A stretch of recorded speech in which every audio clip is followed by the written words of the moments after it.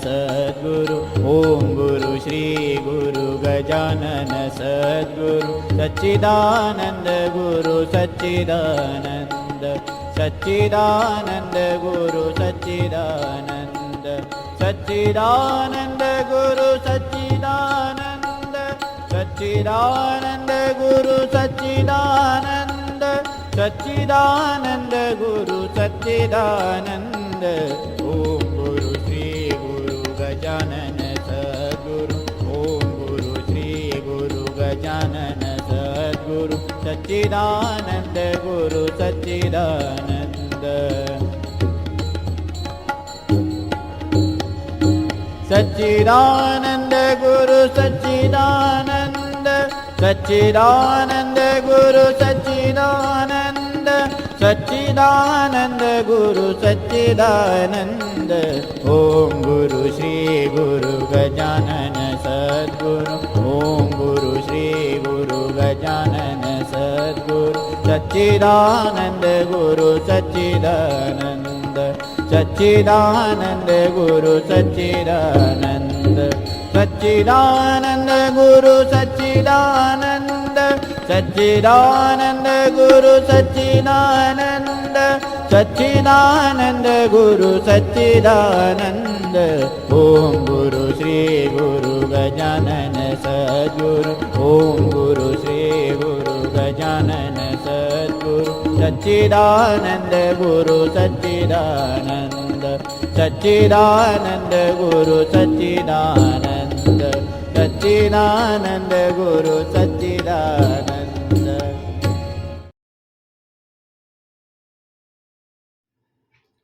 नमस्कार, मी सौ वीणा शरद गाडगीळ, ठाणे उपासना केंद्राची एक भक्त। या केंद्रातर्फे यूट्यूबवर प्रसारित करण्यात आलेल्या श्री गजानन विजय ग्रंथाच्या प्रत्येक अध्यायाच्या निरूपणाचे रोज एक एक पुष्प उलगडत जाते। अध्यात्माची बाग तीच, भक्तीचा मळाही तोच, त्यातील 21 झाडे सुद्धा तीच, पण वेगवेगळ्या निरूपणकारांनी तो अध्याय किती नव्याने फुलवला आहे हे आपण गेले 19 दिवस बघतच आहात, अनुभवत आहात। आपण त्या भक्तीचा सुगंध मनात साठवत जातो आणि मन पुढील दिवसाचा वेध घेऊ लागते। अशा तऱ्हेने आजचे 20व्या अध्यायाचे पुष्प उलगडणारे एक बहुआयामी व्यक्तिमत्व आज आपल्याला लाभलेले आहे, डॉक्टर विकास बाहेकर। डॉक्टर विकास बाहेकर हे बुलढाणा येथे गेली 31 वर्षे नेत्ररोग तज्ज्ञ म्हणून कार्यरत आहेत।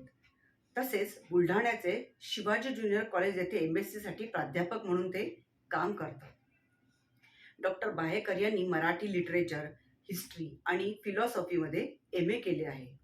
गेली 20 वर्षे ते शाळा कॉलेजेसमध्ये व्याख्याने देण्यासाठी जातात। संत तुकाराम महाराज अभंगगाथेतून व्यक्त झालेले मनाचे चिंतन एक अभ्यास यात त्यांनी PhD केलेली आहे। ते ग्रामविकासार्य आहेत, तसेच वारकरी सांप्रदायिक कीर्तनकारही आहेत। गेल्या 21 वर्षामध्ये त्यांनी सुमारे 600 कीर्तने केलेली आहेत। सन 2013 पासून दर गुरुवारी ते ज्ञानेश्वरीवर प्रवचने करतात। तर अशा वेगवेगळ्या वाटांनी ज्ञानदान करणारे डॉक्टर विकास बाहेकर यांनी केलेले श्री गजानन विजय ग्रंथातील 20व्या अध्यायाचे निरूपण आम्ही आता आपल्यासमोर सादर करीत आहोत। चला तर मग बघूया। जय गजानन। ओम श्री परमात्मने नमः, ओम श्री सद्गुरुवे नमः। अर्थात पांडुरंगा करू प्रथम नमन, दुसरे चरण संताची। आज ठाणे येथील गजानन महाराज उपासना मंडळातर्फे मी तुम्हा सर्व ज्ञात अज्ञात भाविक गजानन भक्तांच्या समोर यावर्षी 20वा अध्याय श्री गजानन विजयचा याचं निरूपण घेऊन आलेलो आहे। आणि माझं परमभाग्य की या व्हिडिओद्वारे मी तुम्हा सर्व ज्ञात अज्ञात अशा भक्तांच्या चरणी या माझ्या वाग्यज्ञाचं हे पुष्प अर्पण करण्यास खऱ्या अर्थानं मला ठाणे उपासना केंद्रानं ही संधी दिली, त्याबद्दल मी त्यांचे सर्वप्रथम या ठिकाणी आभार मानतो। माझ्याकडे यावेळेस श्री गजानन विजय ग्रंथातला 20वा अध्याय हा निरूपणासाठी आहे।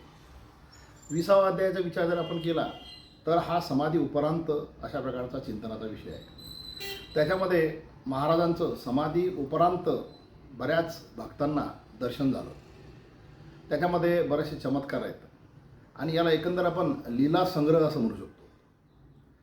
साधारणतः आपण एकदा विचार केला तर मी स्वतः आणि आजचं जग जर आपण पाहिलं तर आत्यंतिक भौतिकतेने आपण जगणारे आहोत आणि म्हणून आपण या दृष्टिकोनातून विचार केला पाहिजे की आपलं हे जे संस्थान आहे गजानन महाराज संस्थान शेगाव, गजानन महाराजांचं चरित्र आणि त्यांच्याशी निगडीत असलेले सर्व तुमच्या माझ्यासारखे जे काही भक्तजन असतील ते खऱ्या अर्थानं भक्तीचं, ज्ञानाचं याचं सर्व समाजामध्ये प्रचार प्रसाराचं कार्य करतात की अंधश्रद्धा, चमत्कार याचा प्रचार प्रसार करतात, हे सर्वप्रथम आपल्याला पाहायला पाहिजे. त्या दृष्टिकोनातून आपण सुरुवातीला या अध्यायामध्ये, या चर्चेमध्ये, चिंतनामध्ये थोडंसं आपण पाहूया.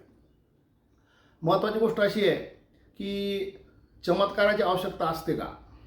तर आपण म्हणतो चमत्काराशिवाय नमस्कार नाही. मग माऊली ज्ञानेश्वरांनी सुद्धा त्या काळामध्ये रेड्याचा चमत्कार झाला, त्यानंतर नेवाशाजवळ त्या एका संन्यासाला त्यांनी जीवदान दिलं, तो चमत्कार झाला. पण हे जे चमत्कार असतात हे चमत्कार याच्याकरता असतात किंवा संत हे चमत्कार याच्याकरता करतात की अशा प्रकारच्या व्यक्तिमत्वाच्या माध्यमातून समाजाचं काहीतरी मोठं कार्य करायचं असतं. चमत्कार ही गोष्ट तिथे फार थोडीशी असते. आपण या गजानन विजयमध्ये भास्करराव पाटलांच्या समोर झालेला त्या विहिरीला जे पाणी फुटलं तोही चमत्कार पाहिलेला आहे. पण नुसतं पाणी फुटून तो चमत्कार जो आहे पाण्यासाठी झालेला नाही, तर भास्कररावांसारखा एक ज्ञानी भक्त या परिवाराला मिळाला आणि या परिवारामध्ये तो भक्त असा की त्याच्याकडे पाहून आपलं जीवन कसं आदर्शवत करता येईल असा प्रयत्न आम्ही केला पाहिजे, अशी एक त्या चमत्कारामागची भूमिका असते. त्याचबरोबर आपण एक चमत्कार पाहिलेला आहे तो ब्रह्मगिरी गोसावीचा अग्नीचा चमत्कार. मग त्याच्यामध्ये अग्नीमध्ये मला काही होत नाही हे चमत्कार दाखवण्यापेक्षा अहंकारानं तुझं ज्ञान झाकलेलं आहे, अहंकारानं तुझं जे काही स्वरूप आहे ते झाकले गेले ते स्पष्ट झालं पाहिजे, या दृष्टिकोनातून गजानन महाराजांनी त्याला तो चमत्कार दाखवला असं माझं प्रामाणिक मत आहे. कारण हे संत जे चमत्कार करतात ते त्यांची स्वतःची कुठे वाखाणणी व्हावी, मोठेपणा व्हावा याकरता करत नाहीत. कारण संपूर्ण गजानन विजय ग्रंथामध्ये कुठेही गजानन महाराजांनी त्यांची स्वतःची भक्ती करायला सांगितली नाही, तर भक्ती करत असताना भक्ती करावी सच्चिदानंद श्री हरीची, मला देण्यासाठी तो जगजेठी बसलेला आहे. त्याचबरोबर स्वतःच्या अवतार समाप्तीकरता सुद्धा खऱ्या अर्थाने त्यांनी पंढरपूरला जाऊन त्या भगवंताजवळ मागितलं की मला आता माझं अवतार कार्य समाप्ती करण्याच्या दृष्टिकोनातून आपण परवानगी द्यावी. एकंदर हे जे संत असतात हे भगवंताचे विग्रह असतात, त्याच्यामुळे त्यांच्यामध्ये सर्व प्रकारची शक्ती असते. त्या शक्तीनं समाजामध्ये चमत्कार जरी दाखवता आले तर चमत्कारावर जर समाज जगायला लागला तर त्या चमत्कारानं तुमचं माझं कर्तृत्व म्हणजे सामान्य माणसाचं त्याच्या अंतर्यामी असलेल्या सर्व प्रकारच्या सुप्त शक्ती ह्या तशाच राहतील आणि मनुष्य हा तशा दृष्टिकोनातून अपंग होईल आणि तो खरोखर राम भरोसे किंवा देव भरोसे असं होऊन जाईल आणि त्याचं स्वतःच्या मनगटातली शक्ती आणि बुद्धीचं चातुर्य जे असेल, स्किल असेल ते वापरण्यामध्ये तो कमकुवत राहील. या दृष्टिकोनातून त्याला फक्त चमत्कार दाखवणे पण त्याला सन्मार्गाने लावणे हे संताचं कर्तव्य आहे. आणि त्यामध्ये गजानन विजय ग्रंथामध्ये गजानन महाराजांच्या सर्व लीला ज्या आहेत त्या दृष्टिकोनातून जर पाहिल्या आपण तर खऱ्या अर्थानं आपल्याला आपल्या या शक्तीला मार्गदर्शन त्यातून कसं होतं हे लक्षात येईल. उपरांत असल्यामुळे गजानन महाराजांनी 19व्या अध्यायामध्ये सांगितलं की मी गेलो ऐसे मानू नका, भक्तीत अंतर करू नका, कदा मजला विसरू नका, मी आहे येथेच. हे आवश्यक आहे कारण बऱ्याच वेळा ज्यांची बरोबर भक्ती असते त्या लोकांचा असा मूळ पुरुष त्या ठिकाणचा गेल्यानंतर तिथलं वास्तव्य त्यांचं जे असतं किंवा त्यांची जी एक श्रद्धा असते ती कमी होते. पण साधारणतः याच्यामध्ये कोणत्या प्रकारचे संत असतात तेही तुम्हाला मी सांगतो. जे स्वतःच्या शक्तीनं वर आलेले असे जे संत असतात किंवा असे जे महात्मे असतात स्वतःच्या आचरणातून स्वतःच्या ज्ञानातून वर आले तशा प्रकारच्या ठिकाणी ही गोष्ट होते. आणि ज्या ठिकाणी ते अशा प्रकारचा उत्तराधिकारी स्वतःच्या घराला निर्माण करतात त्या ठिकाणी असं होतं. परंतु गजानन महाराज हे अशा प्रकारचे संत आहेत की ज्यांना तुकारामांनी म्हटलेलं आहे की आम्ही वैकुंठवासी आलो याची कारणासी, बोलिले जे ऋषी साच भावे वर्ताया, त्यामुळे त्या गजाननाचं, त्या शेगावाचं महात्म्य भक्ती आणि भक्तीतून मिळणारी शक्ती या दृष्टिकोनातून कधीही कमी झालेलं नाही आणि कधी होणार नाही. म्हणून हा जो आशीर्वाद तुम्हाला आहे, मी आहे तेथेच, हा सार्थ होतो. पण तरी हे चमत्कार कसे करत असतात? कारण संत हे समाजामध्ये सातत्याने या गोष्टीवर लक्ष ठेवत असतात की मी घालून दिलेला मार्ग जो आहे त्या मार्गाने हे चालतात का नाही. माऊली ज्ञानेश्वरांनी सुद्धा इष्टनिष्ठांची मांदियाळी निर्माण व्हाव्या दृष्टिकोनातून प्रयत्न करत असताना हा ग्रंथराज ज्ञानेश्वरी निर्माण केला. तसा काही संतांनी जरी ग्रंथ निर्माण केलेला नसला तरी त्यांचे आचरणाच्या दृष्टिकोनातून असलेले किंवा त्यांच्या लीलाच्या दृष्टिकोनातून असलेले जे काही टप्पे असतील ते टप्पे खरोखर मार्गदर्शक असतात. त्यातलं फक्त मॉरल ऑफ द स्टोरी ज्याला म्हणतात किंवा त्यातलं जे प्रिन्सिपल असतं ते समजून घेणं आवश्यक असतं. आणि समजून घेत असताना आपण काही भक्तांच्या याच्यामध्ये 20व्या अध्यायामध्ये आलेल्या ज्या कथा आहेत लीलाच्या स्वरूपामध्ये त्याचं एक वर्णन पाहू. का असतं की माणसाच्या शक्ती मर्यादित आहेत आणि मर्यादित शक्तीमध्ये मनुष्य सातत्यानं काम करत असताना सुद्धा यश अपयश त्याच्यासमोर येतं. आणि यश अपयश समोर येत असताना त्या माणसाला जर ईश्वराचं स्वरूप म्हणून काही संत भगवंत असला तर त्याचा आपल्याला पाठिंबा असावा असं सातत्यानं वाटत असतं. ही त्याची मनोभूमिका असते. आणि या मनोभूमिकेतून जनाबाईपासून आपण जर पाहिलं, नामदेवरायांच्या प्रपंचाचा गाडा ज्याच्यामध्ये 15 लोक होते, त्या 15 लोकांचा प्रपंचाचा गाडा हाकत असताना दळिता कांडिता तुझं गायीनं अनंता हे असं म्हणण्याचं कारण असते की माझ्या या कार्यामध्ये मला हा ईश्वर सहाय्य करतो.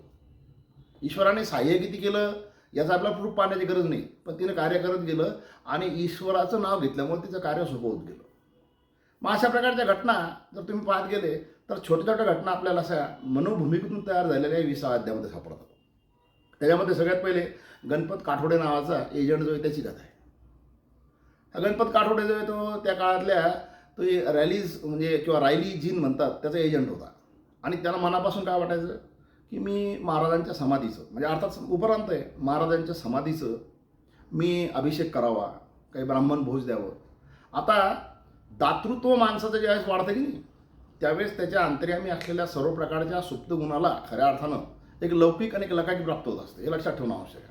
आपण सामान्यतः आपल्या जीवनामध्ये स्वतःसाठी प्रपंचात जमा करण्याचा प्रयत्न करतो आणि किती आपलं जो असलं ते आपल्यासाठीच वापरत जर असलो तर त्याचा खऱ्या अर्थानं कुठलाही उपयोग समाजाला होत नाही. मग ही जी काठोड्यांची भूमिका आहे ही खरंच महत्त्वाची आहे की मला समाधीचा अभिषेक करावा वाटतो आणि मला ब्राह्मण भोज द्यावा वाटतं. पण त्याची पत्नी म्हणावं आपला प्रपंच आहे, मी माझ्यासाठी काहीच मागितलं नाही. ही सामान्य प्रवृत्ती जी आहे ही आपण तुकारामांच्या आवलीपासून आपल्याला सापडेल. याचा अर्थ स्त्रियांचा हा गुणधर्म चुकीचा नाही. कारण पती त्याच्या व्यवहारामध्ये अटकलेला असताना प्रपंच चालवत असताना घर चालवत असताना सगळ्या प्रकारच्या गोष्टीमध्ये त्या स्त्रीला पाहावं लागत असतं. ती म्हणते मी लंकेची पार्वती आहे, माझ्या अंगावर फुटका मनी नाही, मग माझं कसं होईल. अर्थात ही विवंचना जी आहे त्यावेळेस मग त्या गणपतराव सुद्धा लागली असेल की खरोखर बायको म्हणते तीही बरोबर आहे, आपल्या मनातली इच्छाही बरोबर आहे. पण एक रात्री साक्षात गजानन महाराजांनी तिला सांगितलं की प्रपंचामध्ये जे शाश्वत त्याच्या मागे लागा. तुम्ही या आसार गोष्टीच्या मागे लागले, त्रिगुण हे जे हे आसार याच्या मागे लागू नका आणि निर्गुण हे सार जे त्याच्या मागे लागा असं जे हरिपाठात सांगितलेलं आहे. त्या पद्धतीनं हा याच्या मनात असलेली ती गोष्ट तू करू दे म्हणजे तुमच्या घरामध्ये काही कमी पडणार नाही. आणि हा अनुभव जो गणपत काठोड्यांना त्या पद्धतीनं आला. दुसरा त्याच्यामध्ये असाच एक प्रकार आहे. तो प्रकार जो आहे त्या सुभेदारांच्या बाबतीत आहे. सुभेदार जे आहेत ते कापसाचा व्यापार करायचे. गणेश यादव सुभेदार म्हणून, यादव गणेश सुभेदार म्हणून ते त्यांनी खऱ्या अर्थानं आपल्या स्वतःच्या हिमतीवर, कारण ते तसेच तालेबाज घराण्यातले होते आणि त्यांनी स्वतःच्या हिमतीवर त्या काळामध्ये कापसाचं बरंचसं ते हा व्यापार करायचे.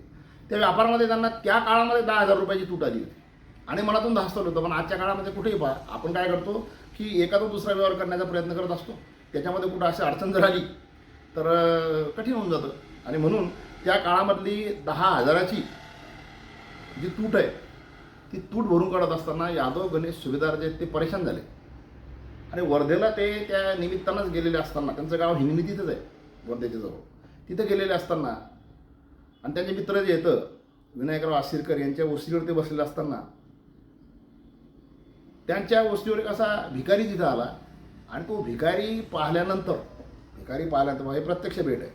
पण प्रत्यक्ष भेट जरी भगवंताने दिली, संतांनी दिली, गजानन महाराजांनी दिली, तरी ही त्याचा व्यवहार सरळ करण्याकरता दिली, हे लक्षात ठेवणं आवश्यक. म्हणजे कोणत्या कारणाकरता ते आले हे पाहिलं पाहिजे. कारण टप्प्याटप्प्याने मी तुम्हाला त्या पुढे गोष्टी सांगणार आहे. तो आल्याबरोबर त्यांच्या लक्षात आलं की हा दिसताना गजानन स्वामीसारखा दिसतो, कारण दृष्टी तेज अत्यंत असं त्याच्यामध्ये वर्णन आहे. आणि त्यांचा स्वरही परी सत्य, फक्त त्या स्वरामध्ये थोडा कंप होता असं त्यांचं म्हणणं आहे. अंगालाही थोडा कंप होता, पण दृष्टी नसागरी असं त्यांचं लक्ष जे असलेलं हे वर्णन जे हे प्रत्येकाला लक्षात आलेलं आहे. पुढे आणखी एक जो आपल्या लक्ष्मण हरी जांजळचा जो एक हे पाहायचा आहे बोरीबंदरचा त्यांचा प्रसंग, त्यातही लक्षात येईल. तर एकंदर ते लक्षात आलं की हा कोणीतरी साधारण भिकारी नाही, हे काहीतरी अद्भुत प्रकरण आहे, हे काही वेगळ्या प्रकारचं प्रकरण आहे. आणि म्हणून आसिरकरांच्या घरी, म्हणजे ग्रंथामध्ये वर्णन ते आसिरकर आणि हे स्वतः दोघेही सुभेदार हे तालेवार लोक होते, ब्राह्मण लोक होते, याच्या गोष्टीवर भिकारी सरळ चढतोच कसा. आणि त्या काळामध्ये ते तितकं धारिष्ट करणं शक्य नव्हतं. परंतु तो आला नाही नुसता, त्याला सांगितलं पैसे दे, आणखी पैसे दे, दोनदा पैसे मागितले. आणि नंतर आसिरकर थोडेसे घरात गेल्यानंतर त्याला सांगितलं तुझे कपडे काढ, मला तुझ्या सर्वांगावर दृष्टी टाकायची, तू मला लेकरासारखा आहे. आणि त्यावेळी त्यांनी सुभेदारांनी तसं केलंही. यातून आपल्याला एक गोष्ट लक्षात येईल की ज्याच्याशी खऱ्या अर्थानं मायेनं भगवंत किंवा संत जुळलेले असतात, त्याच्या प्रपंचाचा ताण जो आहे तो कमी करण्याकरता ते त्याच्याशी निश्चितपणे भेट घेत असतात. शरीरावर त्यांच्या तो दृष्टिक्षेप टाकला तो याच्याकरता की शरीर जे हे साधन आहे, या साधनाच्या माध्यमातून कर्तृत्व आपण करू शकतो. आणि म्हणून तुझ्या शरीराला सुद्धा मी निर्दोष करतो, तू काही काळजी करू नको. याकरता महाभारतातला गांधारीचा दृष्टांत आपण लक्षात घेतला पाहिजे. गांधारीनं या दुर्योधनाला बोलवलं होतं की तू माझ्या समोर ये आणि विवस्थ अवस्थेमध्ये संपूर्ण, म्हणजे मी तुला माझी ही पट्टी काढल्यानंतर वरपासून खालपर्यंत जर पाहिलं ना, तुझ्या देहाला काही होणार नाही. तिथे अर्थात भगवान श्रीकृष्णाने नीती थोडीशी वापरून की तुझ्या आईसमोर तसं जाणार आहे का, म्हणून त्याला एक काहीतरी साधं वस्त्र जे त्याच्या त्या कमरेभोवती गुंडाळायला सांगितलं आणि तितका भाग त्याचा नाजूक राहिला. असो, पण हे शरीर हे साधन जे या साधनाला खऱ्या अर्थानं जीवनाच्या प्रत्येक व्यवहारामध्ये किंमत असते. कारण आपल्या मनामध्ये किती काही करायची उर्मी असली तर शरीर साध्य नसतं, होऊ शकत नाही. या दृष्टिकोनातून सुभेदाराला त्यांनी खऱ्या अर्थानं परिपूर्ण केलं आणि त्या पैशातून गजाननाला शरणी वाट वगैरे असं सांगितलं.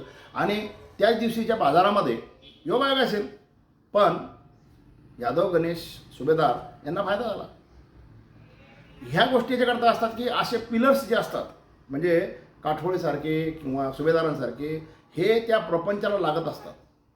आणि एकाच्या कैवाडे उगवी अनेकांचे कोडे हे तुकाराम महाराज जे सांगतात, तशा पद्धतीनं हा श्रद्धेचा भाग जो तो वाढत चालत असतो. कारण ईश्वर स्वतः तुम्हाला कुठे मदत करायच्या वागणी करतो तो तुम्हालाच करावं लागत असतं, परंतु तुमच्या कर्तृत्वामध्ये हिंमत जी आहे ती देण्याचा प्रयत्न जो आहे तो ईश्वर करत असतो. त्यानंतर तिसरा प्रकार जो आहे या ठिकाणी लक्ष्मण हरी जांजळे यांचा आहे. यांना सुद्धा प्रत्यक्ष दर्शन दिलं. प्रत्यक्ष दर्शन दिलं. हा थोडासा वैतागून मुंबईला गेला होता आणि बोरीबंदर स्टेशनला तो उभा असताना त्याच्यासमोर एक परमहंस अशा वेशामध्ये स्वतः गजानन महाराज आले. गजानन महाराजांनी त्याचं वर्णन त्यांनी केलेलं आहे. अजान बाहू उंच बांधा, दृष्टी नासाग्रासी सदा, आणि ओंकाराचा सर्वदा जप सुरू असे. आता याचा अर्थ जांजळ आणि तो परमहंस हे फार जवळ असले पाहिजे. आणि डोळ्याचं तेज जे आपण एक लक्षात ठेवा, मी स्वतः डोळ्याचा डॉक्टर आहे. डोळ्यामधली जी एक शक्ती असते त्यांना माणसाचे स्नेहाचे बंधनं फार लवकर जुळल्या जाऊ शकतात. आपल्या अंतर्यामी जर काही पाप असेल तर आपली दृष्टी आपोआप खाली जाते. आपल्या अंतर्यामी जर शक्ती असेल, तेज असेल, तर आपण त्या तेजानं समोर पाहू शकतो. अशा प्रकारे डोळ्याचे बरेचसे, म्हणजे मी तुम्हाला त्याबद्दल सांगू शकतो पण आपला तो विषय नाही.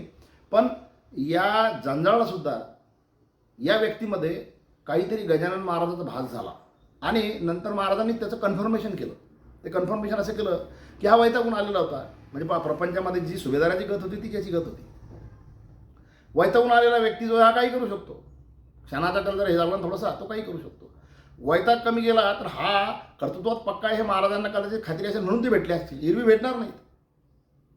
आणि मग त्यांना काय सांगितलं की पुण्यतिथीसाठी तू 400 पानाचं सगळं भोजनाची व्यवस्था केली होती आणि ती व्यवस्था केली असताना तुझ्या भेटीला मी तिथे बापट मास्तरांना पाठवलं होतं. ते स्वतःच्या पुत्राचा, म्हणजे पुत्र त्यांचा गेला पुत्र शोक विसरून तुझ्या घरी आले होते. पेटकर ब्राह्मणांना पाठवलं होतं. म्हणजे हे सगळे लोक तुझ्या घरी पुण्यतिथी आले होते कारण त्यांच्या स्वप्नामध्ये मी गेलो होतो. ही ओळखीची खून पटल्याबरोबर जाणत्याच्या लक्षात आलं की हे गजानन महाराज आहेत. त्याच्या मनाची मरगळ निघून गेली. तो मुंबईवरून वापस आला आणि त्याचं जे काही प्रपंचातलं कर्तृत्व असेल त्याच्यात तो उभारीनं उभा राहिला. आता इथं गजानन महाराजांनी सुभेदाराला सुद्धा काही कापसाची किंमत कमी करत असताना पैसे दिले नाही. इथे गजानन महाराजांनी जांजळला सुद्धा तो काही काम करत असेल त्याच्यामध्ये असं काही प्रत्यक्ष हे केलेलं नाही. पण मनाची उभारी देऊन एखाद्या व्यक्तीला उभं जर केलं तर निश्चितपणे फार मोठा बदल जो आहे त्याच्या कर्तृत्वामध्ये होतो आणि ते कर्तृत्व जे सर्वत्र दिसू लागतं. कारण संत जे असतात ते मायबापासारखे असतात. कुठल्याही मायबापाला आपलं लेकरू मरगळलेल्या अवस्थेमध्ये त्याच्या डोळ्यामध्ये अशी काही निस्तेजता असेल अशा प्रकारे पडलेलं आवडत नाही. हा एक संसाराचा नियम आहे आणि म्हणून एक पितृतुल्य किंवा पित्याच्या भूमिकेतून गजानन महाराजांनी ही भेट दिली असेल असं माझं प्रामाणिक मत आहे. त्याच्यानंतरचे 2 प्रसंग जे येतं त्या प्रसंगामध्ये एक जे आहेत ते अवधूत मार्तंड जोशी जे आहेत ते स्वतः याच्यामध्ये आले होते. अवधूत जयराम खेडकर यांना त्यांच्या गावामध्ये त्यांनी भेट दिली होती. परंतु एक जोशी म्हणून जे तर ते काहीतरी कुठे मोजमाप करायला ते त्या याचं शेताचं वगैरे मोजमाप करायसाठी आले असतील आणि त्यांना गजानन महाराज भेटायला जायचं होतं. त्यांचा शिपाई होता कुतुबुद्दीन. त्याला सांगितलं गाडी झुपा, मन नदीमध्ये पावसामध्ये अटकले वगैरे. हा एक वैयक्तिक अनुभव आहे. असे वैयक्तिक अनुभव प्रत्येकाला येऊ शकतात. त्याच्यामध्ये बऱ्याच वेळा या निसर्गाचं सुद्धा चक्र जे असतं त्याचा सुद्धा असू शकतो. परंतु त्याचं श्रेय जे तुमच्या अंतर्यामी जी शक्ती असते भक्तीची त्याला तुम्ही देता आणि त्यामुळे तुम्हाला तो प्रकार जो आहे तो त्या ईश्वरानं मदत केली असं वाटते आणि ते तसं वाटणं आवश्यक आहे. कारण त्यात तुमची श्रद्धा दृढ होत असते आणि अशा प्रकारच्या प्रसंगातून बाकी लोकांना सुद्धा आपण एखाद्या अशा प्रसंगात गेलो तर ईश्वराचा धावा करून आपल्याला तो मदत करू शकला असं वाटतं. पण या दृष्टिकोनातून किंवा या प्रसंगातून आपण असं वेगळ्या प्रकारचं धाडस करावं हे मात्र संदेश कधी आपण लक्षात ठेवू नये. अर्थात जोशींनी ते केलं. जोशींच्या नंतर तिथे गेल्यानंतर त्यांनी ब्राह्मण भोजासाठी बाळाभाऊंजवळ काही पैसे दिले. त्यांना घाई असल्यानं कारण ऑफिसर होते ते, त्यांना निघून जायचं काम पडलं. तर हा एक प्रसंग आहे त्यातला. पण याच्यापेक्षा वेगळा प्रसंग जो आहे तो प्रसंग मात्र फार महत्त्वाचा आहे. महाराजांच्या हयातीमध्ये राजाराम कंवर अकोल्याचे जे होते त्यांच्याशी त्यांच्या परिवाराचा संबंध होता. त्या राजाराम कंवरचा मुलगा त्र्यंबक उर्फ भाऊ हा डॉक्टर होता. या डॉक्टराचे प्रसंग आपण बरेच ऐकलेले आहेत. या डॉक्टरसाठी 16व्या अध्यायामध्ये महाराज स्वतः 3ऱ्या प्रहरापर्यंत उपाशी राहतात. की त्याची गाडी वगैरे चुकते, तुम्हाला कल्पना आहे ती. तो डब्बा घेऊन येतात. सगळेजण त्यांच्यासमोर ताट ठेवतात मिठामध्ये की जेवण करून घ्या जेवण करून. नाही माझं आज यावेळी येत ना 3ऱ्या प्रहरानंतर माझं जेवण आहे. आणि मग भाऊ कंवर आल्यानंतर ते जेवण करतात. भाऊ कंवरचाच एक खामगावमधला असाच प्रसंग आहे. त्यांना एक दुर्धर फोड झालेला होता. तो एका गाडीवानाने येऊन औषधी देऊन तो साफ केला वगैरे. हाही प्रसंग आपल्याला माहिती आहे. पण महाराजांच्या उपरांत हा प्रसंग फार महत्त्वाचा लक्षात ठेवा. मात्र या प्रसंगामध्ये एका वेगळ्या गोष्टीचे बीज येते मला तुम्हाला सांगायचं. महाराजांच्या उपरांत खामगावरून यांची बदली झाली टेलराला. डॉक्टर होते. कर्तव्यामध्ये अतिशय चोख असलेला होता डॉक्टर भाऊ कंवर. आणि त्यांनी ठरवलं की आपल्याला आता मदत शेगावं लागतं तर महाराजांचं दर्शन घेऊया समाधीचं आणि नंतर पुढे जाऊया. म्हणजे आपल्या कर्तव्याला जात असताना आपल्या इकडे अजून ती सर्वत्र प्रथा आहे. म्हणजे बुलढाणा जिल्ह्यामध्ये आम्ही जेव्हा पाहतो काही नवीन गाडी आणली चला पहिले महाराजांचं दर्शन घेऊ. नवीन लग्न झालं नवी जोडी पहिले महाराजांचं दर्शन घेते. म्हणजे आपल्या जीवनामधल्या कुठल्याही नाविन्याची सुरुवात करत असताना आम्ही सर्वजण तिथे जाऊन नतमस्तक होतो शेगावला समाधीसमोर. भाऊ गौरवना तेच वाटलं असेल तर महाराजांचं दर्शन घेऊ. जो महाराजांचा खऱ्या अर्थानं हयातीपासूनचा आवडता पट्ट शिष्य होता, लाडका शिष्य होता. इतका लाडका शिष्य की त्याच्यासाठी महाराज जेवायला थांबले होते. आता भाऊ कर्तव्य कठोर असल्यामुळे तिथे गेले, दर्शन घेतलं आणि ते म्हणे आता मी टेलाऱ्याकडे जातो. टेलाऱ्याकडे जात असताना त्या टेलाऱ्याच्याच एका गाडीवानाला त्यांनी भाडं ठरवून घेतलं होतं आणि ते निघले त्या याच्यामध्ये. बाळाभाऊंनी त्यांना अडवलं. तिथं फार प्रसंग महत्त्वाचा आहे आणि मला या अध्यायाच्या निमित्तानं चमत्कार अंधश्रद्धा या दृष्टिकोनातून कसा एक प्रकार तिथे घडतो ते सांगतो तुम्हाला. आणि सांगणं मला आवश्यक आहे दृष्टीनं की तिथे भाऊ त्यांना म्हणता की तुम्ही जाऊ नका. आजचा मुहूर्त जो आहे तो काही योग्य नाही. आजचा व्यतिपात हा योग आहे असं ते म्हणतात. आता हा व्यतिपात हा योग जो आहे हा योग मला तुम्ही सामान्यपणे सांगा की तुम्ही आम्ही आपल्या प्रपंचाच्या गाड्यामध्ये असतो. त्या गाड्यामध्ये आपल्याला योग कसे पाहता येऊ शकतील. मी याचं तुम्हाला विश्लेषण सांगतो, शास्त्रीय विश्लेषण कसं आहे त्याचं. त्याच्या आधी तुकाराम महाराज एका अभंगामध्ये तुकाराम महाराज म्हणतात, तुका म्हणे हरीच्या दासा शुभ काळ अवघ्या दिशा. म्हणजे आपण काही शास्त्रीय दृष्टिकोनातून काही गोष्टी पाहिल्या पाहिजे. आता व्यतिपात जो आहे की नाही, त्याचा आपल्याला सूत्र जर पाहायचं असेल तर हा व्यतिपात योग जो आहे तो मुळात योग म्हणजे काय, तर योग म्हणजे चंद्र सूर्याच्या विविक्षित गतीची बेरीज. चंद्राची गती वेगळी असते, सूर्याची गती वेगळी असते, आणि त्या ब्रह्माच्या गतीच्या निमित्तानं या पृथ्वी तलावर जे काही वेगवेगळ्या प्रकारच्या ज्योतिषशास्त्राचा विषय येतो त्याच्यामध्ये असे योग निर्माण होतात. असे जे येतं ते 27 योग आहेत. किती? 27.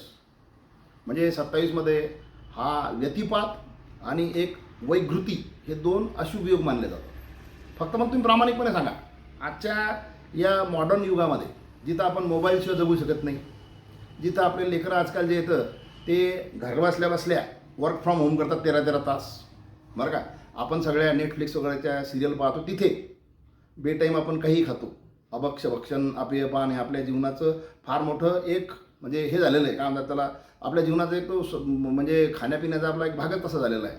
म्हणजे या सगळ्या साध्या साध्या गोष्टीपासून व्यायाम वगैरे आपण दूर गेलेलो आहोत. म्हणजे आपल्याला मोठेपणा असेल तर आपण गजानन महाराज भक्त आहोत किंवा या गोष्टीचं मोठेपणा आहे. मग अशा याच्यामध्ये हे 27 योग पाहणे आणि त्या योगातून आपल्याला जाता येईल का. मग बाळाभाऊंनी त्या ठिकाणी व्यतिपात सांगून त्यांना थांबवण्याचा प्रयत्न केला. इतका हलका राजाराम कवर होता, आपला भाऊ कवर होता का. ज्या भाऊ कवरसाठी स्वतः महाराज 4-5 घंटे उपाशी राहिले, त्यानं जेवणच करून गेलं पाहिजे हा आग्रह जो संस्थांचा होता त्या दृष्टिकोनातून, आणि ते सांगत असताना त्याला व्यतिपात योग जे सांगतात हा जो आहे ना, हा मला वैयक्तिक पटलेला नाही. कारण अशा गोष्टीतून ती अंधश्रद्धा, योग, पुन्हा ते पंचांगपा ह्या गोष्टी सुरू होतात. मी तुम्हाला सांगतो, मी स्वतः डोळ्याचा डॉक्टर आहे. मी स्वतः अतिशय भौतिकतेनं जीवन जगतो. मी सायन्स मानतो, त्याचबरोबर मी अध्यात्मही मानतो. मला मध्यंतरी, आता 1 मिनिटाचं इंटरेक्शन करून तुम्हाला सांगतो, मध्यंतरी मी डहाणूकर जी एक दिंडी जाते त्यांच्यासमोर आमच्या जिल्ह्यामध्ये एका ठिकाणी 10 मिनिटाचं एक चिंतन मांडलं. त्यांनी मला प्रश्न विचारला, अध्यात्म श्रेष्ठ की विज्ञान श्रेष्ठ. मी एका साध्या गोष्टी सांगितली त्यांना, the things which has been defined is science, but yet to define is अध्यात्म. विज्ञानानं प्रगती करावं आणि सायन्सच्या अध्यात्माच्या जवळ जावं. आणि मी या मताचा आहे की विज्ञानाच्या पालखीमध्ये अध्यात्म मिरवलं गेलं पाहिजे. कारण अध्यात्म शुद्ध आहे, पण ते प्राप्त करण्याची, त्याला समजण्याची ही योग्यता लागते. आणि त्याच्याकरता प्रत्येक ठिकाणी जर आपण अशा प्रकारचे योग पाहत बसलो तर मला असं वाटतं आपण कर्तृत्वातून मागे येऊ.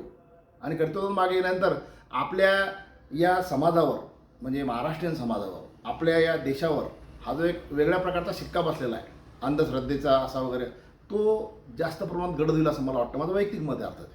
पण तरी भाऊ कवर निघले, गाडी कुठेतरी फिरली, तो रस्ता आता आजही सरळ आहे तसा शेगाव टू टेलारा. त्या काळात काय झालं असेल माहीत नाही. तो गाडीवानसुद्धा टेलाराच होता, आणि काहीतरी त्या शिवारात फिरता फिरता गाडी पुन्हा तिथे झाली. आणि त्याचं जस्टिफिकेशन भाऊंनी दिलं, बाळाभाऊंनी, की व्यतिपात असामध्ये महाराजांनी तुम्हाला जाऊ दिलं नाही वगैरे वगैरे, रात्रभर थांबून ते गेले. हा प्रकार जो आहे याचा अर्थ पण असा घेऊ शकतो, आजकाल धकाधकीचं जीवन आहे, रस्त्याला स्पीड खूप जास्त आहे. आमच्या बाजूला समृद्धी जातो, समृद्धीमध्ये महिन्याभरामध्ये 2-4 तरी ॲक्सिडेंट होतात. गेल्या वर्षभरामध्ये 500 लोक कमीत तिथे जीव गमवून बसलेले आहेत.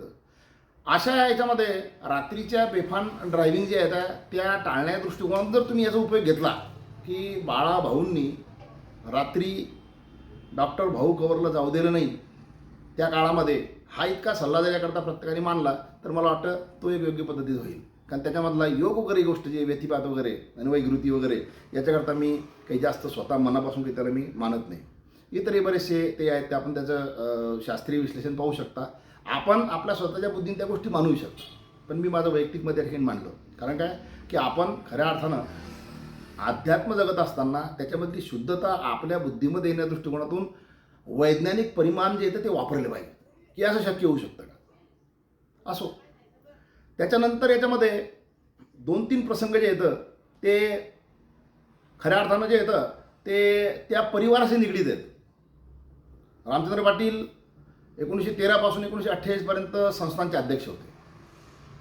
आणि तुम्हाला मी सांगतो की हा जो प्रसंग आहे बाळाभाऊंचा, तर आपल्या लक्षात येईल 1910ला महाराजांचं समाधी झाली, आणि त्यानंतर 11, 12, 13 हे 3च वर्ष जे आहेत उत्तराधिकारी होते. उत्तराधिकारी दुसरे जे होते ते बाळाभाऊ महाराजानंतर पहिले म्हणा तुम्ही. आणि त्यानंतर नारायण तुकाराम कोकाटे. कोकाटेंचा तुम्हाला कुठलाही प्रसंग सापडणार नाही. भाऊंचं तरी आपल्याला चरित्र बरंचसं माहिती आहे. कोकाटे स्वतः म्हणजे नारायण कोकाटे स्वतःच आजारी होते. त्यांना महाराजाच्या प्रसादाने जसं जानराव देशमुख असतील किंवा त्या दिनकर रत्नांचा सोनूने असेल तशा प्रकारचं जीवदान मिळालेलं होतं. तर हे जे नंतरचे उत्तराधिकारी झाले, या उत्तराधिकाऱ्यांच्या काळामध्ये काहीतरी गोष्ट जी आहे ती योग्य घडत नसावी, म्हणजे विपरीत घडली असं म्हणत नाही मी, पण योग्य घडत नसावी हे लक्षात आल्यानंतर 21व्या अध्यायामध्ये स्वतः महाराज व्यक्तिशः उपरांत बरं का, त्यांच्या समाधी उपरांत रामचंद्र पाटलाच्या घरी गेले होते. 21व्या अध्यायामध्ये आहे ते. आणि त्यांनी स्पष्ट शब्दात सांगितलं की शेगावच्या गजानन मठाचा कारभार तुम्ही केला पाहिजे. आता हा काय प्रकार आहे महाराजाचा सांगितलेला, हा महत्त्वाचा प्रकार आहे आणि हा प्रकार लक्षात आला पाहिजे. हे लक्षात नाही करता मी फक्त विश्लेषण तुम्हाला सांगतो. भारतामध्ये लोकशाहीमध्ये आपली पद्धती कशी आहे, राष्ट्रपती पंतप्रधान. आपल्याकडं राष्ट्रपतीला घटनात्मक सर्व प्रकारचे अधिकार जरी असले तरी एक्झिक्युशन जे ते पंतप्रधान करतात. अमेरिकेमध्ये सर्व प्रकारचं एक्झिक्युशन जे ते राष्ट्रपती करतात. बाकीचे लोक येतं त्यांच्याकडे एक्झिक्युशनचा इतका पॉवर नसतो. आपण शिवाजी महाराजांच्या काळामध्ये पाहिलं, त्याच्यानंतर जर पाहाल तर शाहूच्या काळामध्ये पेशवे झाले निर्माण. ते पेशवे पुण्यामध्ये आले, शाहू साताऱ्यामध्ये राहिले. त्यातल्या पहिल्या म्हणजे विशेषतः पहिल्या बाजीरावांचं कर्तृत्व जे ते अमोघ होतं. पण नंतर म्हणजे विशेषतः 1670-75 नंतर त्या पेशवेशाहीच्या याच्यामध्ये बऱ्याचशा अनाचार असे बोकाळले की 1818मध्ये ती पेशवेशाहीच्या काळामध्ये हे मराठा साम्राज्य इंग्रजांच्या ताब्यात गेलं. शाहू तर नामनिर्णय झाले होते, ती गोष्ट वेगळी. म्हणजे कधी कधी पंतप्रधान जे येतं असं प्रकार होतो. ही गोष्ट जी आहे ही या ठिकाणी लागू होते. आणि आपण इतरही संस्थान जर पाहिले महाराष्ट्रातले तर ज्या ठिकाणी अशा प्रकारची परंपरा आहे की ज्या परंपरेमध्ये घरचाच उत्तराधिकारी उभा केला, तो प्रथम पुरुषाइतका कर्तृत्वान नसतो, शक्तिमान नसतो, त्याच्यामध्ये तितके दैवी गुण नसतात. त्यामुळे ते संस्थान तिथले सर्व शक्ती जे आहेत त्या रस्त्याला जातात. म्हणून महाराजांची ही गोष्ट 3च वर्षात लक्षात आली आणि त्यांनी स्वतः रामचंद्र पाटलाकडे जाऊन कारभार तुम्ही सांभाळला पाहिजे. आता इथं काय झालं, पंतप्रधान जे आहेत पाटील परिवार आणि राष्ट्रपती एकच, समर्थ सद्गुरू गजानन महाराज. शक्ती एकाचीच, भक्ती एकाचीच, लीला एकाच्याच. आणि त्याच्या मागं सर्व भूमिका जी आहे त्या भूमिका ज्या आहेत पाटील परिवाराच्या. हे उपकार आहे आपल्यावर. गजानन महाराज या शेगावच्या परिसरामध्येच होते, परंतु काल परवापर्यंत असलेले शिवशंकर भाऊ आणि त्यांचं परिवार यांच्या कर्तृत्वामुळं 7 समुद्रापार या आपल्या महाराजांची शक्ती, भक्ती आणि सर्व कर्तृत्व जे आहे ते तिथपर्यंत पोहोचलं.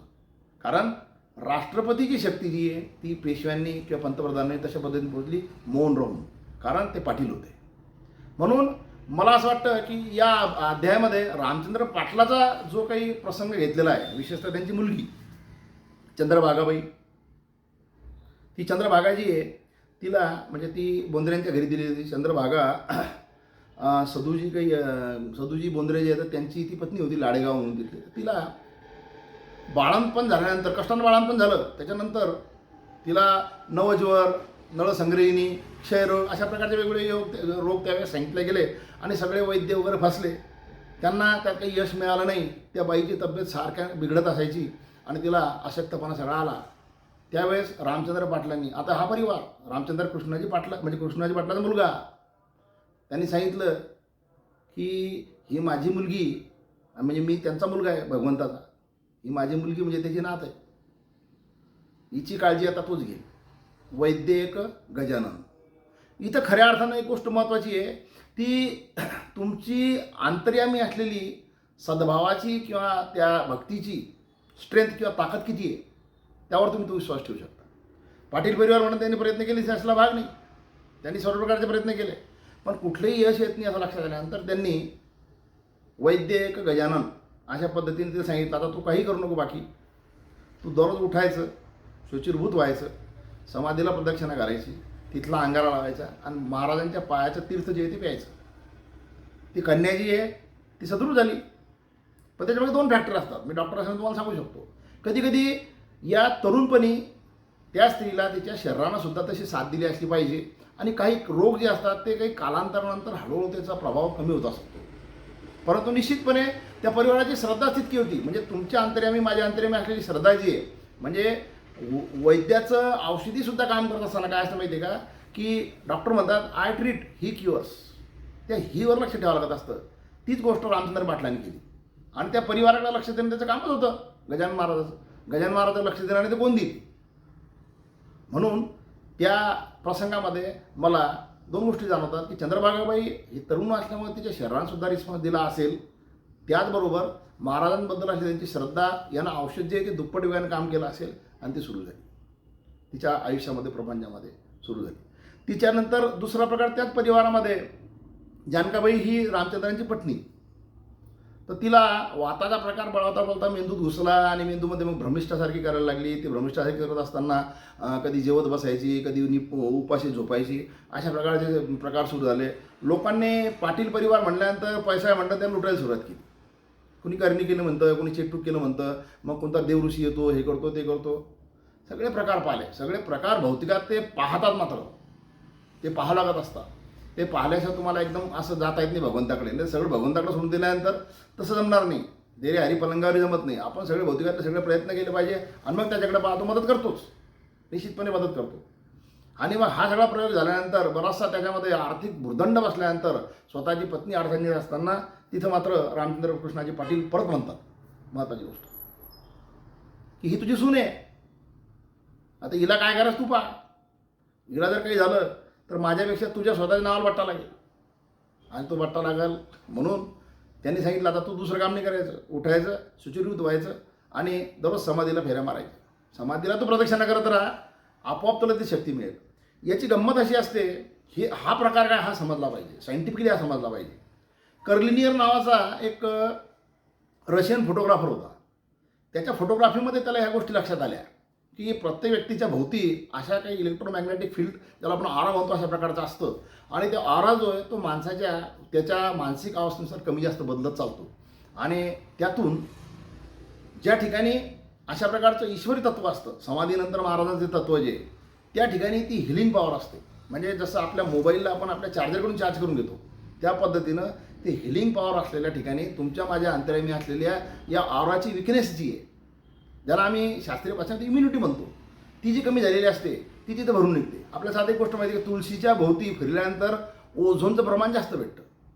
समाधी भोवती गजानन महाराजाच्या 1910 नंतर आज 113 वर्ष झाले. तुम्ही आम्ही सातत्यानं जातो, आपली भक्ती वाढते, आपल्याला तिथून आल्यानंतर भरून आल्यासारखं वाटतं. कारण प्रपंचामध्ये तुम्हाला मला जे दणके बसलेले असतात, जे तुमच्या माझ्यामध्ये विकनेसेस निर्माण झालेले असतात, तुमच्या माझ्यामध्ये जे लॅक्युनस असतात ते भरून येतात. बिकॉज दॅट पर्टिक्युलर प्लेस, समाधी जी आहे तिथं ती हिलिंग पॉवरची ऑरा असल्यामुळे तुमच्या माझ्यामध्ये कमतूत झालेला आपला ऑरा जो आहे तो भरून निघतो. हे सायंटिफिकली प्रूव्ह झालेलं आहे. आणि या सायंटिफिक गोष्टीचाच प्रभाव जो आहे तो मी सांगितलं सायन्सने नंतर प्रूव्ह झालं, परंतु ही गोष्ट जी अध्यात्मामध्ये त्यावेळेस असेल ती सायन्समध्ये नंतर आली. सायन्स जसं म्हणजे विज्ञान जसं प्रगती करेल त्या अध्यात्माकडे येईल, लक्षात ठेवा. मग त्या पद्धतीनं ही गोष्ट जी आहे ही त्या बाईच्या तब्येतीला लागू पडली आणि जानकाबाई अतिशय चांगल्या प्रकारे जगल्या. जानकाबाईला 92 वर्षापर्यंत आयुष्य मी पाहिलेलं आहे. आज त्या हयात आहेत की नाही मला माहीत नाही, परंतु 92 वर्षापर्यंत त्या हयात होत्या, अशा प्रकारचं डॉक्युमेंटेशन आहे. आधीच्या चंद्रभागाबाईसुद्धा 65 वर्षापर्यंत चांगल्या प्रकारे जिवंत होते. त्यांना मुलं मुली याचा सगळा प्रपंच जो आहे तो आपण पाहिलेला. तर अशा प्रकारचा हा जो प्रवास आहे, या प्रवासामध्ये मला ज्या एका महत्त्वाच्या गोष्टीबद्दल सांगायचं, महत्त्वाच्या व्यक्तीबद्दल सांगायचं, आणि ती खऱ्या अर्थानं तुम्ही आम्ही गोष्ट अतिशय वेगळ्या पद्धतीनं पाहणं आवश्यक आहे. तो म्हणजे तो जो त्याच्यामध्ये दिनकर रतनसा सोनुने नावाचा जो प्रकार आहे की नाही, तो मला खऱ्या अर्थानं याचा हायलायटिंग पॉईंट वाटतो. रतनसा सोनुने यांचा तो दिनकर नावाचा मुलगा जो आहे तो आजारी होता. त्याला 6 वर्षासारखे काही खोबणी वगैरेचा रोग झाला, त्या काळामध्ये रोग असेल की अशा प्रकारचा होते बरेचसे रोग असे. त्याच्यामध्ये जनरली म्हणजे ॲनिमिया वगैरे काही असू शकतं. ते त्या रोगाचं डिटेल काही आपल्याला सांगता येणार नाही, परंतु त्या काळामध्ये बरेचसे असे रोग व्हायचे आणि तो त्याची नाडी मंदावली, सगळं झाल्यानंतर त्यांना भगवंताच्या समोर त्याला नेऊन ठेवा. हा प्रसंग आहे 1926चा. कारण त्या रतनसा सोनवणेचा जन्म जो आहे तो 1900चा आहे आणि त्यांना हयातीमध्ये 10 वर्ष गजानन महाराजांना पाहिलेलं होतं. आणि नंतर 1925ला स्वतः ते संस्थांमध्ये दिवाणजी म्हणजे कारकून पदापासून दिवाणजी पदापर्यंत गेलेले होते. म्हणजे त्यांचं स्वतःची अतिशय मनापासून भक्ती त्या म्हणजे स्वतः महाराजांवर आणि त्या संस्थांवर होती आणि त्या दृष्टिकोन त्यांनी काय काय कार्य केलं हे फार महत्त्वाचं. ही गोष्ट मला हायलाईट करायची. तर रतनसाने तिथं दृढ निर्धार केला की तुझी कृपादृष्टी जी ती अमृताची आहे, अमृततुल्य तुझी कृपादृष्टी आहे, तू त्या दृष्टीनं माझ्या लेकराकडे पाहतो, जिवंत होतो. नाही झालं तर मी तुझ्या पायावर डोकं फोडील. आता हा अट्टास आहे, पायावर डोकं फोडील म्हणल्यानंतर. पण भक्तांचं अशा प्रकारच्या काही ऐकावंच लागत असतं, कारण या भक्ताच्या हातून फार मोठं कार्य होणार आहे. कदाचित गजानन महाराज समजलं असेल. हे कार्य मी तुम्हाला सांगतो. दिनकर नंतर जगला, त्याच्या हाताला ती नाडी वगैरे लागली, ते आपण जानरावांच्या ह्याच्यातही पाहिलेलं आहे बरं का.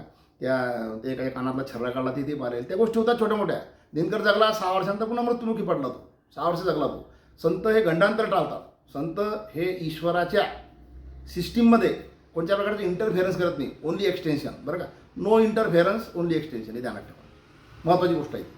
म्हणून गंडांतर टळलं याचा अर्थ दिनकर अमर झाला थोडीच. दिनकर मेला 6 वर्षानंतर. पण ह्या अशा प्रकारची गोष्ट होऊ शकते. ही दृढ भक्ती ज्यावेळेस किंवा दृढ म्हणजे प्रसंग ज्यावेळेस रतनसाच्या मनामध्ये कोरला गेला, त्यावेळेस त्याची भक्ती कितीतरी पटीनं वाढली.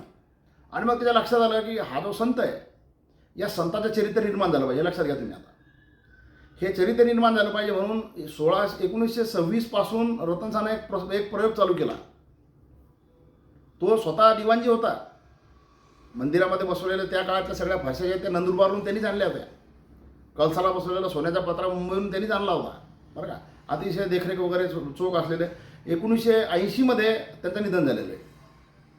तर या रतनसानी मग एक गोष्ट चालू केली. पहिली गोष्ट, सगळ्या त्याच्या मित्रांना वगैरे तो एकत्र आणायचा, वर्गणी जमा करायचा आणि त्या वर्गणीतून तो अन्नदान करायचा संस्थांमार्फत. म्हणजे हा आज आपल्याला जो अन्नदान यज्ञ दिसतो की नाही, त्या यज्ञाची काही प्रमाणात सुरुवात जी आहे ती त्या काळामध्ये रतनसानी केलेली आहे. आणि ती का केवळ दिनकर जगला म्हणून भक्तीचा भाव दृढ झाला म्हणून. भक्ती होतीच पण दृढ झाला.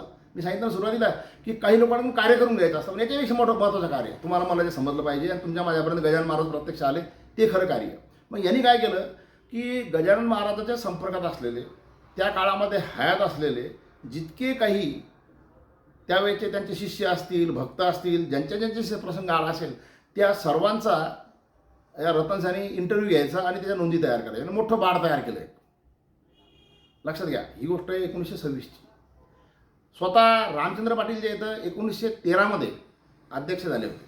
संस्थाचा कारभार ते पाहत होते 1948 यांनी हा सगळा बाळ तयार केल्यानंतर तो साधारणतः 1932-33 पासून रामचंद्र पाटलाच्या मागं लागला की बघा, माझ्याजवळ महाराजांच्या चरित्राच्या सगळ्या नोंदी आहेत. त्यांच्या लीलेच्या, चमत्काराच्या, अनुभवाच्या सगळ्या प्रकारच्या नोंदी माझ्याजवळ, त्यांच्या भक्ताकडून, शिष्याकडून मी प्रत्यक्ष नोंदून घेतलेले आहेत. हे मोठं बाळ माझ्याजवळ आहे. आणि बाळ जे आहे की नाही, याचा उपयोग करून महाराजांचं चरित्र आपण कुठेतरी डॉक्युमेंट केलं पाहिजे, कुठेतरी ते आपण ओळीबद्ध केलं पाहिजे. कशा पद्धतीने केलं पाहिजे, तुम्ही काहीतरी प्रयत्न करा. बघा, 35 पासून या प्रकरणाला सुरुवात झाल्यानंतर 1936, 37, 38च्या दरम्यान रामचंद्र पाटील पंढरपूर गेले तेव्हा दासगणू महाराजांना भेटले. लक्षात घ्या, 1913 पासून रामचंद्र पाटील अध्यक्ष होते. 1926 पासून हे डॉक्युमेंटेशन सुरू झालं. 32-33 पासून त्याचा पाठपुरावा सुरू झाला, मनधरणी सुरू झाली. आणि मनधरणी करता करता रामचंद्र पाटलाला सुद्धा ती गोष्ट पटली, कारण तोपर्यंत त्यांच्या जीवनामध्ये जानकाबाईचा आणि चंद्रभागाईचा प्रसंग झाला होता. स्वतः त्यांना सुद्धा त्या सुरुवातीच्या काळामध्ये स्वतः महाराजांनी भेटून ती गोष्ट सांगितली होती की तुम्हाला अध्यक्षपद घ्यावं लागतं किंवा तुम्हाला हा कारभार सांभाळावा लागतो. अशा पद्धतीने ते तिथं आल्यानंतर दासगणूंना भेटले आणि दासगणूंच्या हस्ते मग 1939 श्री गजानन विजय हा ग्रंथ सिद्ध झाला. आणि त्याच्या शेवटच्या याच्यामध्ये, म्हणजे शेवटच्या अध्यायामध्ये श्री गजानन महाराजांचे म्हणजे गजानन महाराजांचे मठात जे काही होते कागदपत्र ते रतनसाने मजप्रत आणून दिले.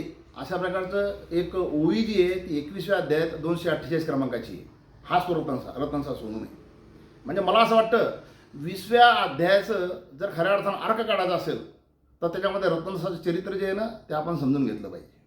1-2 ओव्यामध्ये, 1-2 याच्यामध्येच रतनसाचं चरित्र जे विशेषतः त्याच्या मुलाला वाचवताना हे लक्षात घेतलं त्या ग्रंथामध्ये. आणि शेवटी मात्र त्याचं इंडोर्समेंट जे ते दासगणूंनी केलेलं आहे की रतनसाने मला कागदपत्र आणून दिले. मग कुठून कागदपत्र आणून दिले? त्याच्या मागचा त्याचा जो खरा भक्तीचा जो दृढ भाव होता तो जो वृद्धिगत झाला होता दिनकराच्या जन्मामुळे. कारण दिनकर 1626 नंतर त्याला म्हणजे पुनर्जन्म मिळाल्यानंतर तो 1632 तोही अमृत झाला होता. तो वाचला नाही, पण याच्या भक्तीचा भाव दृढ झाला.